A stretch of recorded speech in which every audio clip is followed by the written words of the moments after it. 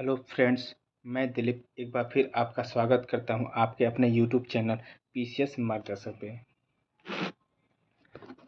दोस्तों, ये है हमारे चैनल का लोगो है पीसीएस मार्गदर्शक, जो एक बच्चा लाठी लिए हुए और पीठ पे अपने जिम्मेदारियों का बोझ लिए हुए आगे की तरफ अपने मंजिल की तरफ बढ़ रहा है।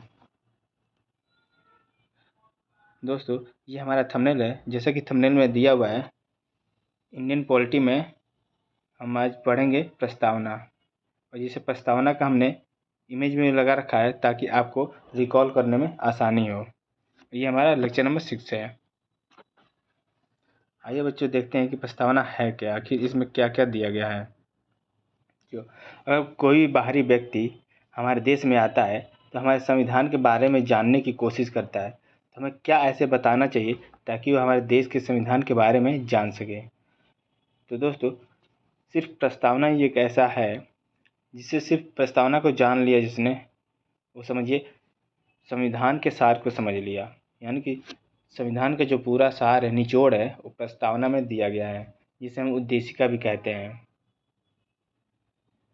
तो आइए बच्चों, देखते हैं प्रस्तावना का उद्देश्य क्या था। बच्चों, प्रस्तावना का उद्देश्य यह था कि न्याय, स्वतंत्रता और समता, तीन दिया गया बच्चों। प्रस्तावना का उद्देश्य न्याय, समता और स्वतंत्रता। प्रस्तावना का उद्भव कब हुआ था? उद्देश्य प्रस्ताव से हुआ था, जो 13 दिसंबर 1946 में पंडित जवाहरलाल नेहरू द्वारा लाया गया था। देखो बच्चों, इसमें क्या है, हम भारत के लोग से तात्पर्य क्या है? तो जो हम भारत के लोग, संविधान का ये स्रोत है, यानी कि संविधान को जो शक्ति दी गई है, किसके द्वारा दी गई है? हम भारतवासियों के द्वारा ही संविधान को यह शक्ति दी रही है। यानी कि संविधान का स्रोत क्या है? हम भारत के लोग, यानी कि भारत की जनता संविधान की शक्ति का स्रोत है। वहीं बच्चों, भारतीय राज्य की प्रकृति कैसी होगी?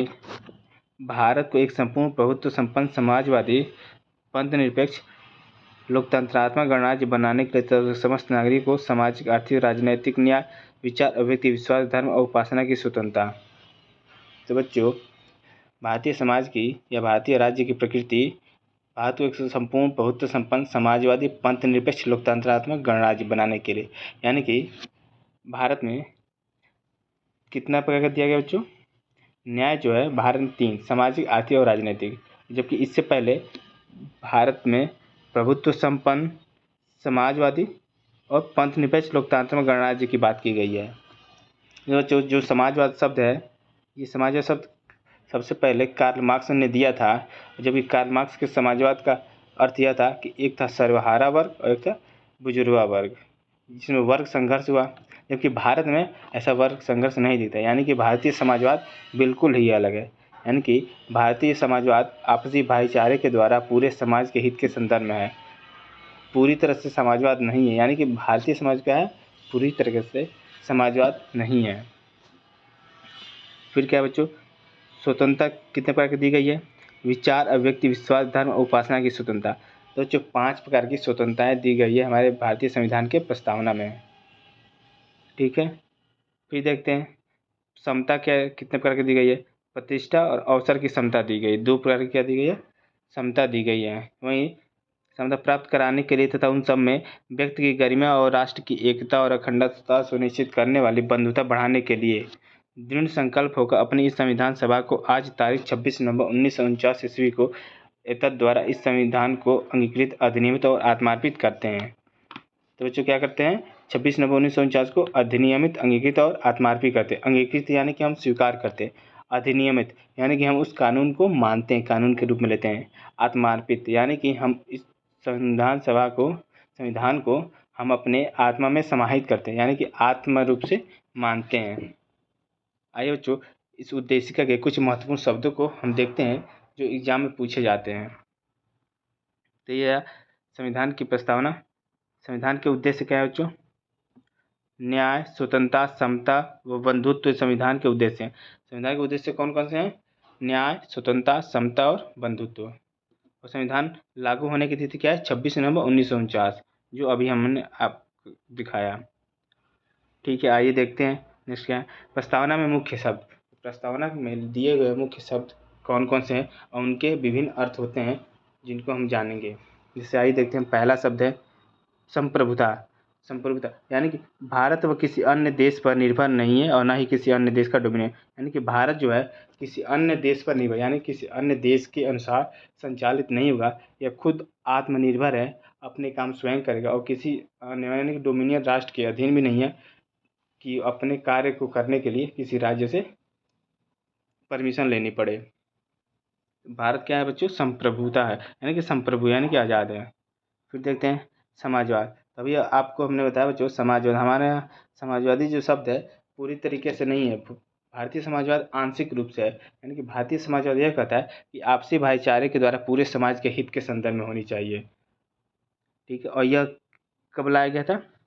1976 के संविधान में 42 संविधान संशोधन जो हुआ था उसमें समाजवाद, धर्मनिरपेक्ष और अखंडता ये 3 शब्दों को जोड़ा गया था। हमारे बच्चों देखते हैं क्या है हमारे संविधान में धर्मनिरपेक्ष, यानी कि नेक्स्ट शब्द क्या है हम देखते हैं।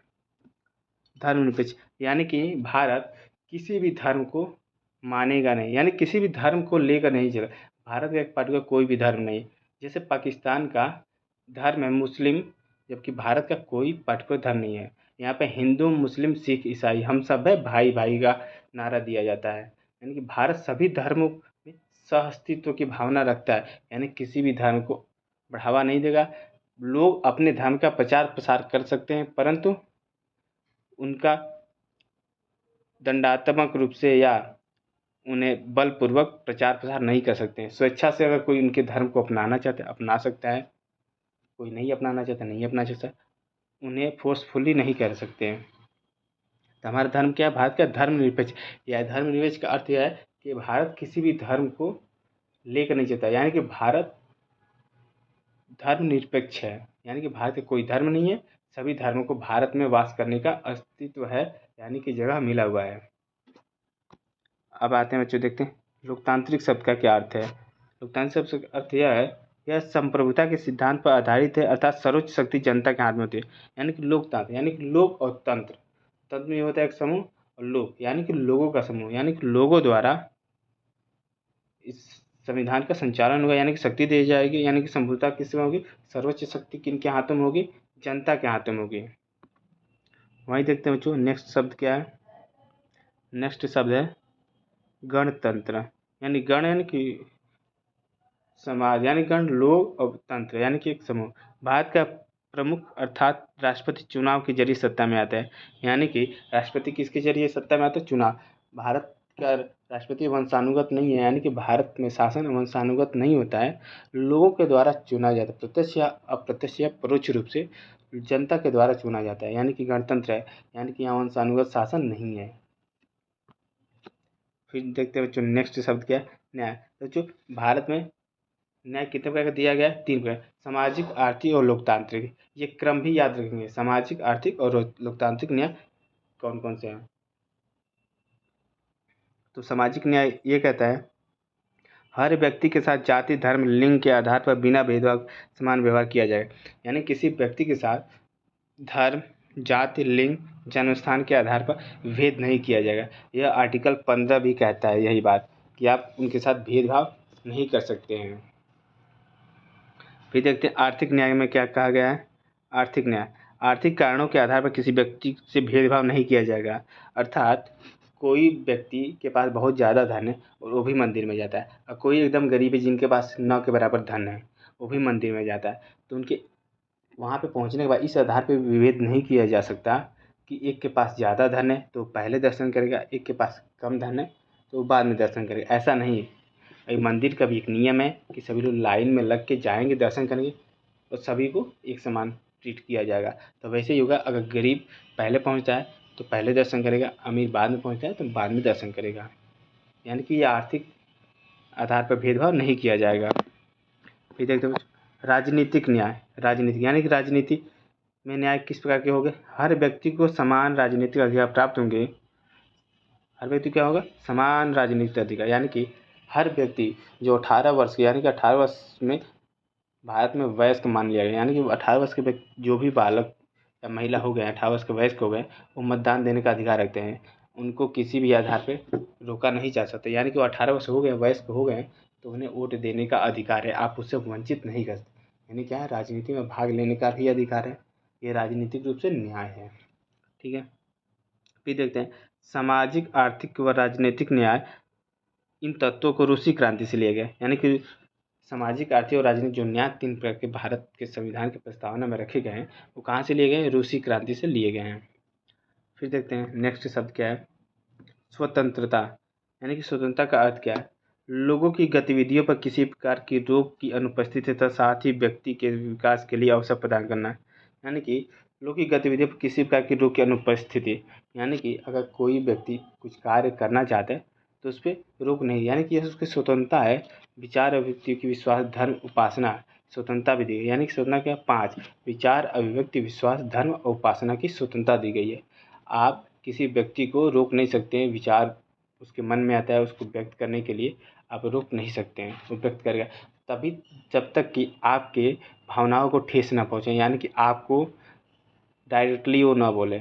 जब तक आपके अधिकार का हनन नहीं करता है तो अपने विचार और अपने व्यक्ति अभिव्यक्ति का प्रदर्शन कर सकते हैं, यानी कि विचार प्रकट कर सकता है, आप कुछ नहीं करेंगे। ठीक है बच्चों, स्वतंत्रता कितने प्रकार की दी गई? 5 विचार, अभिव्यक्ति, विश्वास, धर्म और उपासना की स्वतंत्रता दी गई, यानी कि भारतीय संविधान के प्रस्तावना में कितने प्रकार की स्वतंत्रता दी गई है? 5 प्रकार की, जो भारतीय संविधान के मूल अधिकार में ही निहित है। फिर देखते हैं बच्चों समता। समता, प्रतिष्ठा और अवसर की समता, यानी कि समता कितने प्रकार की?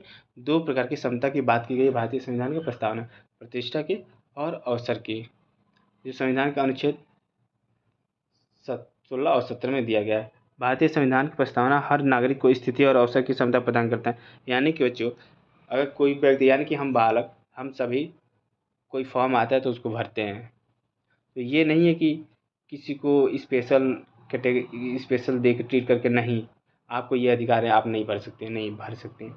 सभी के लिए समान अवसर और प्रतिष्ठा और अवसर की क्षमता दी गई है। ठीक है, अब आता है शब्द बंधुत्व।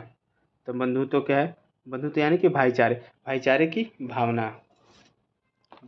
ये बहुत ही ईजी शब्द है, बंधुत्व यानी कि हम एक दूसरे के भाईचारे की भावना होती है।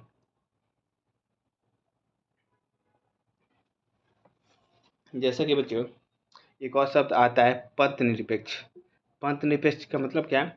हमारे राज्य का कोई धर्म नहीं होगा, अर्थात सर्वधर्म समभाव वाली भावना से राज्य कार्य करेगा। यानी कि पंथ निरपेक्ष का आशय यह है कि हमारे राज्य का कोई धर्म नहीं होगा, अर्थात सर्वधर्म समभाव वाली इस भावना से राज्य क्या है? कार्य करेगा। क्योंकि बच्चों कई बार देखा जाए पंथ निरपेक्ष, यानी कि पंथ निरपेक्ष का आशा हम यह लगा लेते हैं कि नहीं, भारत किसी भी पंथ में, यानी कि अमेरिका के, रूस के पक्ष में नहीं गया है तो उससे हम पंथ मान लेते हैं, जबकि ऐसा पंथ शब्द का कोई आशय नहीं है। पंथ निरपेक्ष शब्द का आशय सिर्फ यही है कि हमारे राज्य का कोई धर्म नहीं होगा, अर्थात सर्वधर्म समभाव वाली भावना से राज्य कार्य करेगा। और एक दो शब्द को और हम डिफाइन करते हैं बच्चों, जैसे अंगीकृत। अभी हमने बताया अंगीकृत मतलब अपना लेना, यानी किसी भी चीज़ को अपना लेना, यानी कि अंगीकृत यानी कि स्वीकार कर लेना। फिर है अधिनियमित। अधिनियमित क्या? हम सब संविधान से नियमित होते हैं, यानी कि हम संविधान के द्वारा ही संचालित होते हैं, यानी कि रेगुलेट होते हैं। फिर तीसरा शब्द आता है आत्मार्पित। आत्मार्पित का अर्थ यह हो जाता है कि संविधान को अपनी आत्मा को अर्पित कर दिया, यानी कि हमने संविधान अपनी आत्मा को क्या अर्पित कर दिया है। यानी कि इन 3 शब्दों का भी हमने मतलब जान लिया, और इसका क्रम भी याद रखेंगे, अंगीकृत, अधिनियमित और आत्मार्पित। कब किया गया? 26 नवंबर 1949 को क्या किया गया? अंगीकृत, अधिनियमित और आत्मार्पित किया गया। जबकि संविधान कब लागू हुआ? 26 जनवरी 1950 को। संविधान कब लागू हुआ? 26 जनवरी 1950 को लागू हुआ, क्योंकि प्रस्तावना तो बहुत पहले ही स्वीकार कर लिया गया था। जैसा कि देखेंगे बच्चों क्या किया गया था? 26 नवंबर 1949 को ही क्या है? अंगीकृत, अधिनियमित और आत्मार्पित कर लिया गया, जबकि केवल इसे स्वीकार किया गया था प्रस्तावना को। जबकि संविधान लागू कब हुआ? 26 जनवरी 1950 को। ये शब्द को बिल्कुल याद रखेंगे बच्चों। एक नज़र में ये भी देख लेते हैं कि कौन कौन शब्द कहाँ कहाँ पे दिया गया है। जैसे बच्चों सामाजिक, आर्थिक और राजनीतिक न्याय डीपीएसपी के आर्टिकल नंबर 30 में दिया गया है। वहीं विचार अभिव्यक्ति किस में दिया गया है? आर्टिकल 19 में। जबकि विश्वास, धर्म और उपासना की जो स्वतंत्रता है वो 25 से लेकर 28 में दी गई है। वहीं समता की जो 2 अधिकार है, प्रतिष्ठा और अवसर की समता उस आर्टिकल 14 से लेकर 18 तक में दिए गए हैं। वहीं जो गरिमा की अगर बात कह देते हैं तो गरिमा की बात किसमें कही गई है, आर्टिकल 21 में, यानी जो निजता के अधिकार से भी संबंधित है। वहीं क्या, अखंडता, अखंडता सब फंडामेंटल राइट में भी है।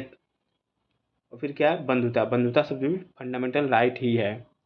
बच्चों आज हमने पढ़ लिया प्रस्तावना, उस देश का प्रस्तावना हमने पूरी तरीके से जान लिया कौन कौन से शब्द और क्या क्या है और किन किन शब्दों का क्या क्या अर्थ होता है और किस प्रकार इन शब्दों में विभेद किया जा सकता है।